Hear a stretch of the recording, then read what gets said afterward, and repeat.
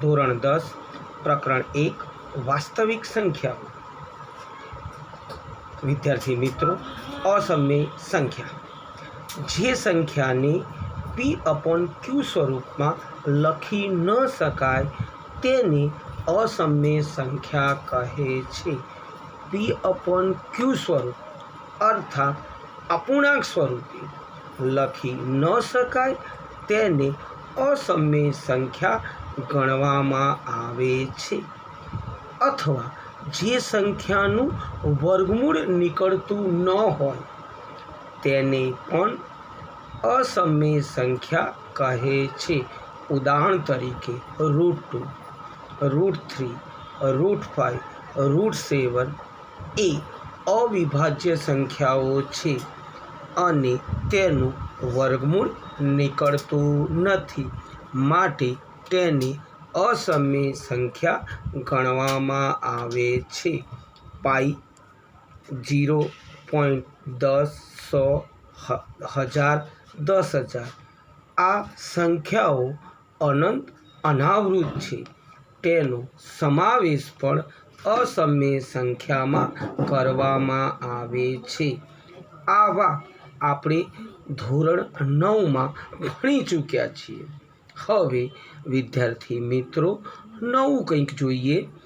જો p એ અવિભાજ્ય સંખ્યા હોય તો, ફરી એકવાર, જો p અવિભાજ્ય અર્થાત ભાગી ન શકાય તેવી સંખ્યા હોય તો વર્ગમૂળમાં p અર્થાત √p એ અસમય સંખ્યા છે।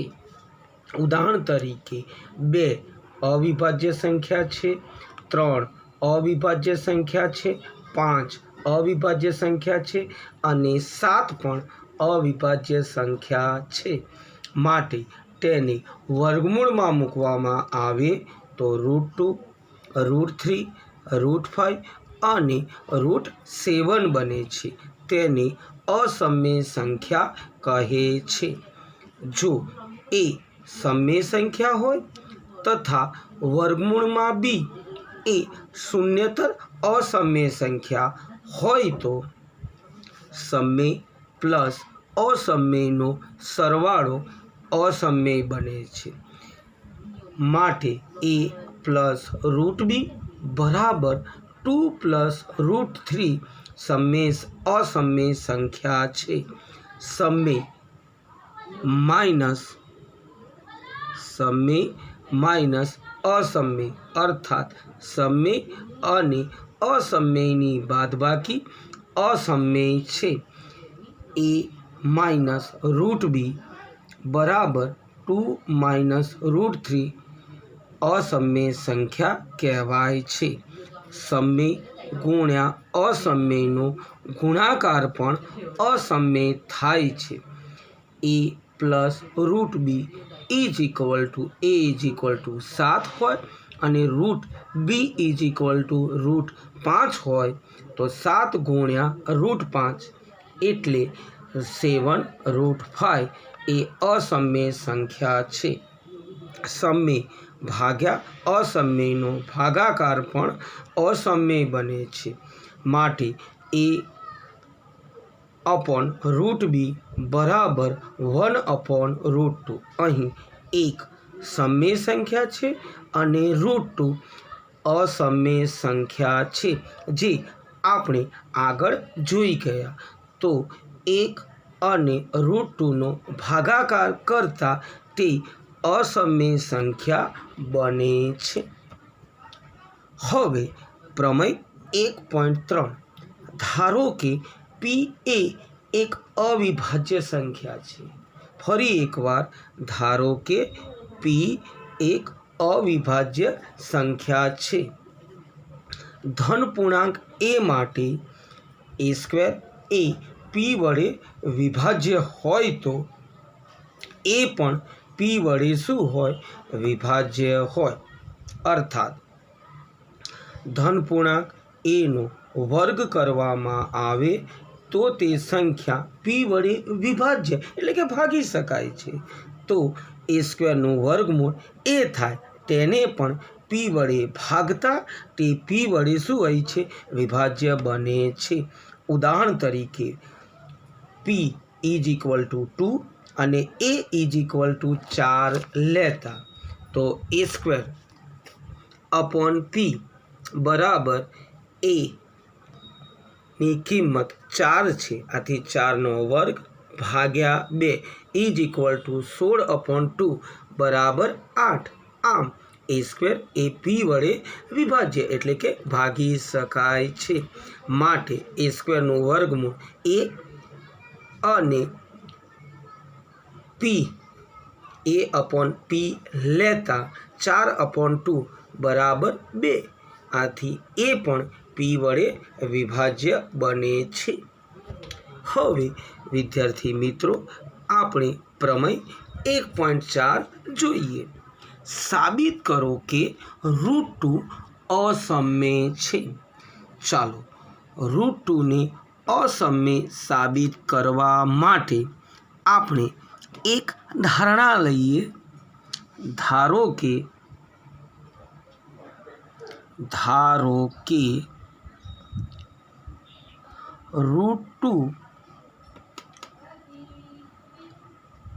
સમ્ય સંખ્યા છે. ધારો કે √2 સમ્ય સંખ્યા છે. જો √2 સમ્ય સંખ્યા હોય તો તેને આપણે a અપોન બી કે પી અપોન ક્યુ સ્વરૂપમાં લખી શકાય. માટે √2 બરાબર a અપોન બી, જ્યાં a અને બી પરસ્પર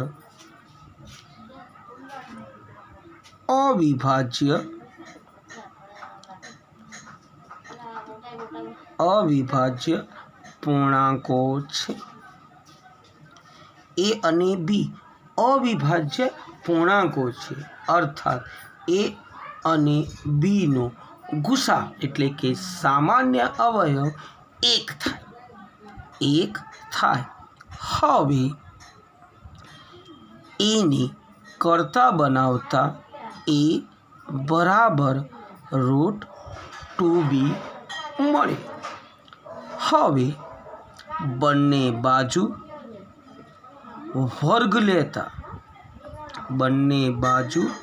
વર્ગ લેતા તો એનો વર્ગ એ સ્ક્વેર, √2નો વર્ગ 2, બીનો વર્ગ બી સ્ક્વેર. હવે બી સ્ક્વેરને કરતા બનાવતા તો એ સ્ક્વેર અપોન 2 મળે છે, જે દર્શાવે છે કે એ સ્ક્વેરને 2 વડે નિશેષ ભાગી શકાય. એ સ્ક્વેર એ 2 વડે વિભાજ્ય છે. માટે એ સ્ક્વેરનું વર્ગમૂળ એ. આથી પ્રમેય 1.3 મુજબ એ પણ 2 વડે વિભાજ્ય છે.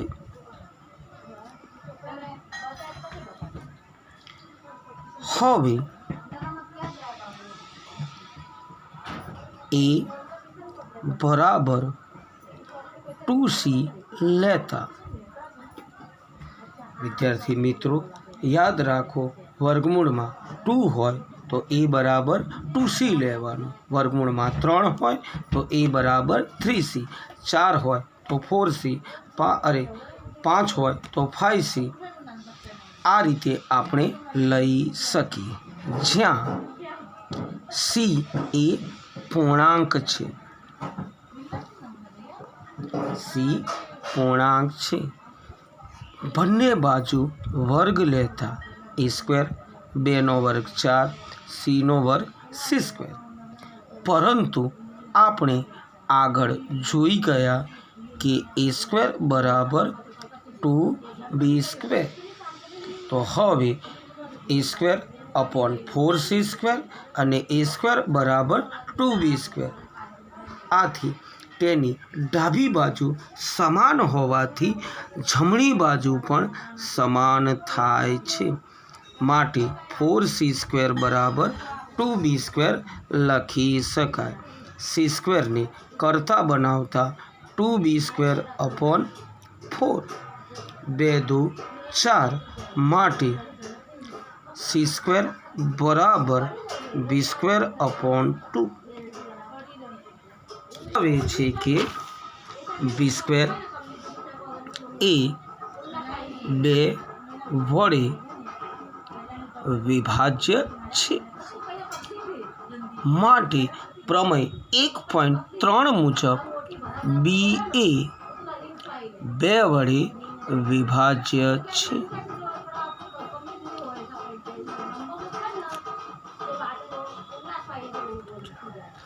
આમ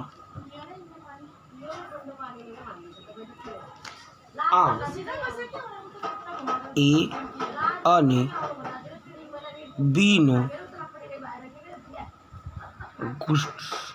ગુસા 2 છે. પરંતુ એ અને બી પરસ્પર અવિભાજ્ય પૂર્ણાંકો છે. અવિભાજ્ય પૂર્ણાંક અર્થાત એ અને બીનો ગુસા 1 થાય. માટે આપણી ધારણા ખોટી છે. કઈ ધારણા કરી હતી કે √2 સમય છે. માટે આપણી ધારણા ખોટી છે.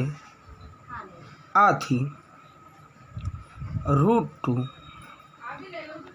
સમય ન બનતા અસમય સંખ્યા છે.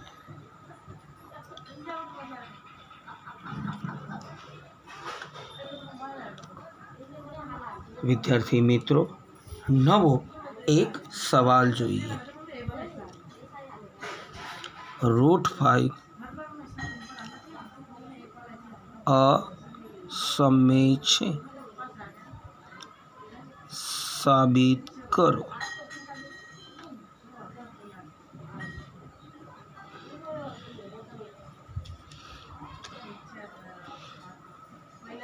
ધારો કે √5 સમય સંખ્યા છે. √5 સમય સંખ્યા છે. જો √5 સમય સંખ્યા હોય તો તેને એ અપોન બી સ્વરૂપમાં લખી શકાય. માટે √5 બરાબર એ અપોન બી, જ્યાં એ અને બી પરસ્પર અવિભાજ્ય પૂર્ણાંકો છે. અવિભાજ્ય પૂર્ણાંક અર્થાત તેનો ગુસા શું થાય? 1 થાય. 1 થાય. હવે એને કરતા બનાવતા એ બરાબર √5b. બંને બાજુ વર્ગ લેતા એ સ્ક્વેર બરાબર 5b સ્ક્વેર. હવે બી સ્ક્વેરને કરતા બનાવતા એ સ્ક્વેર અપોન 5. આમ એ સ્ક્વેર એ 5 વડે વિભાજ્ય છે. માટે પ્રમેય 1.3 મુજબ એ સ્ક્વેરનું વર્ગમૂળ એ પણ 5 વડે વિભાજ્ય છે। એ ધારો કે એ બરાબર 5c લેતા જ્યાં c પૂર્ણાંક છે, વર્ગ લેતા a² બરાબર 25c², પરંતુ આપણે આગળ જોઈ ગયા કે a² બરાબર 5b², માટે ડાબી બાજુ કેવી છે? સમાન છે। આથી જમણી બાજુ પણ સમાન થાય, માટે 25c² બરાબર 5b²। c² ને કરતા બનાવતા c² બરાબર 5b²/25, માટે c² બરાબર b²/5। આમ b² એ 5 વડે વિભાજ્ય છે, માટે 1.3 મુજબ b² નું વર્ગમૂળ b પણ 5 વડે વિભાજ્ય છે।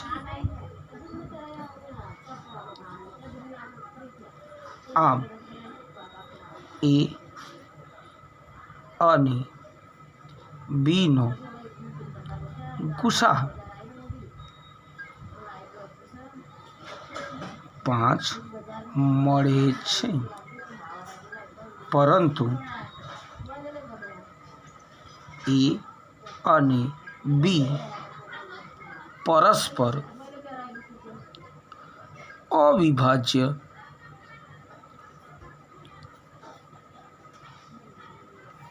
પૂર્ણાંકો છે।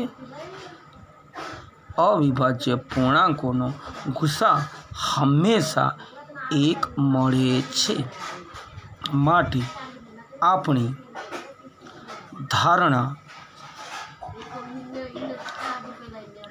ખોટી છે। આથી √5 અસમય સંખ્યા છે।